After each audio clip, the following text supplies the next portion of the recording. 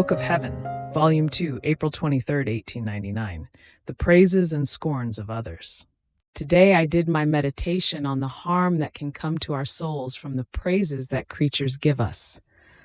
While I was doing the application to myself, to see whether there was in me complacency for human praises, Jesus came close to me and told me, "When a heart is full of the knowledge of self, the praises of men are like those sea waves that rise and overflow, but never go out of their shore. In the same way, the human praises yell and shout. They clamor. They get close even to the heart. But in finding it full and well surrounded by the strong walls of the knowledge of self, unable to find a place for themselves, they draw back, causing no harm to one's soul.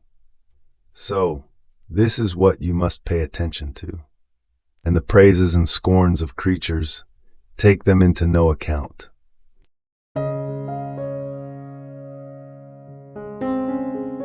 Thank you for being a part of our community here at Divine Will app. If you enjoy listening to Jesus' lessons on how to live in the divine will, please give this video a thumbs up. Your likes help us reach more souls yearning to live in the kingdom of the divine will.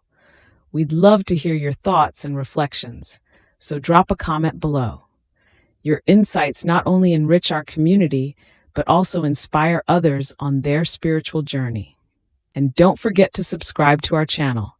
By joining us, you're helping to spread the news of the kingdom of the divine will, so that together we can bring His kingdom to reign on earth as it is in heaven. In the divine will, always.